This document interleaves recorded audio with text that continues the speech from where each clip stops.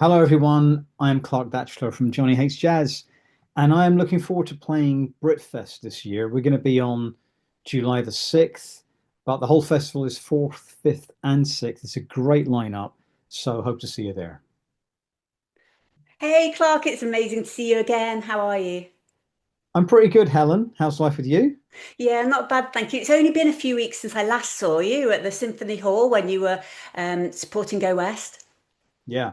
Yeah, that was a magical evening. I mean, Symphony Hall is a beautiful venue, and it was very special doing those gigs with Go West. Obviously, those particular shows, that was Manchester Bridgewater Hall, Birmingham Symphony Hall, and London Palladium. Richard unfortunately couldn't be part of those shows, so Peter was carrying a quite a load on his shoulders, and he did really well. And what a Yeah. lovely fellow as well. So yeah, it was very enjoyable. Oh, it was fantastic. It was great to see you as well. Now, we're not here to talk about that, unfortunately. We're all here to talk about the BritFest, which is happening next month. I am so excited that you guys are playing. Tell us a little bit about BritFest. What's interesting about BritFest? So 4th, 5th, and 6th of July. And we're on the Sunday, which is the 6th, and we're on the same day as 10cc, one of my favorite bands ever. I had all of their albums when I was younger. Did you? Yeah, I did. They were one of my it bands. I loved them. Do you Best get a of the little sort. bit starstruck if you meet like bands that you've been crazy about? Yeah, totally. I mean, that happened. I've actually written with several people who, I were very important to me growing up and listening to. One of them actually was Graham Goldman from 10cc. So Okay. I did a day of writing with Graham, and and that was very interesting because you kind of learn things from the older generation of musicians without them telling you anything. It's just you feel what they do.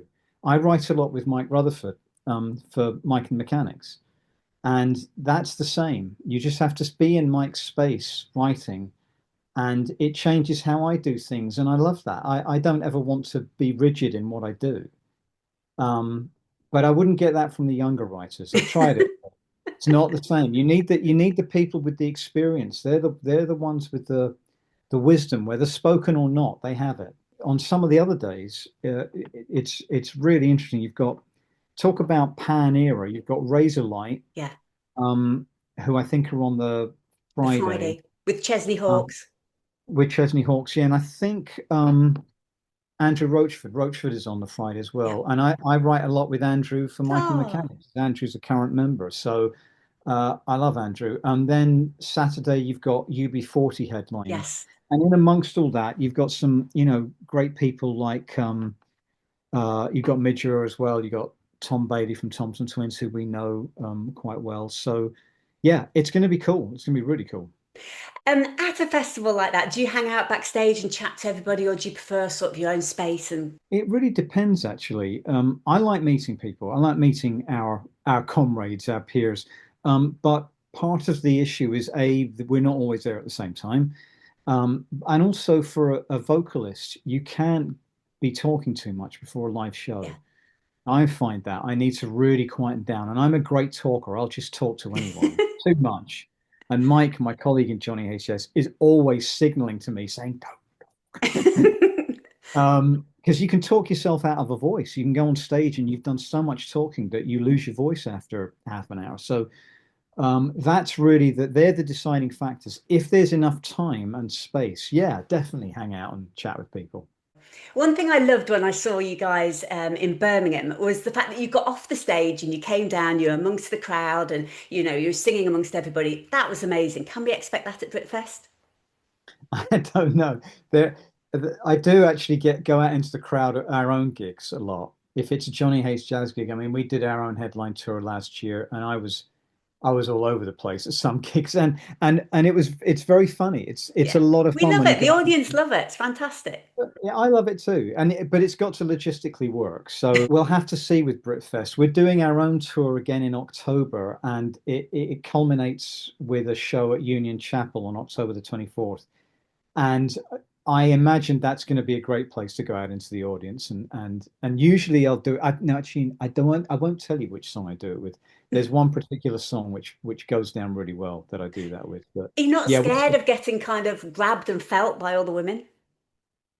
no, no, That's part of the treat. well, something to be scared of. Believe me, at 61. No, no. You know what? People are really fun. They know that I'm performing and they don't want me to stop performing. So, they'll give me high fives. Maybe they'll get the odd hug here and there. But generally, people just want to have a lot of fun. They want to sing along. They want to groove a bit, and that's what it's like. Have we got any nice jackets prepared, ready to wear? Oh, I am Mr. Jacket. I am. Do you know what? It's interesting because back in the late 80s, Johnny H. Jazz we were quite a dapper band. And that's just what I wore, day and night. It wasn't that I dressed for shows. I would show up, for a cup of tea with someone and I'd be wearing, an immaculate designer suit. That's just what I liked.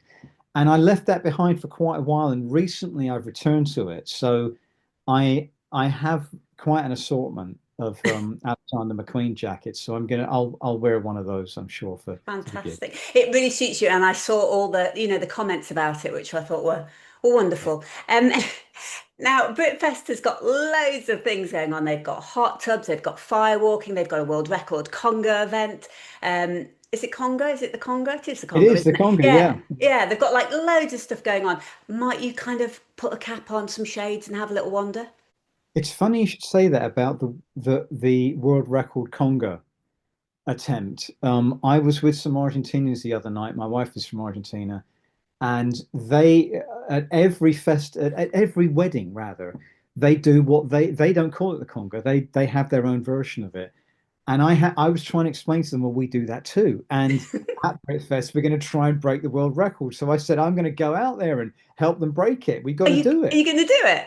Yeah, of course. I Oh won't be wearing my I God, how won't be wearing one exciting. of my jackets. You're right. I'll be putting something on a little more inconspicuous. But yeah, I'll do it. Yeah. Oh my God, that's so amazing. Well, sell it to us then, because it is going to be an amazing event. You are, one of the awesome acts that are going to be playing there. Sell it to us. Why should any of us who haven't got tickets come along and buy tickets for BritFest?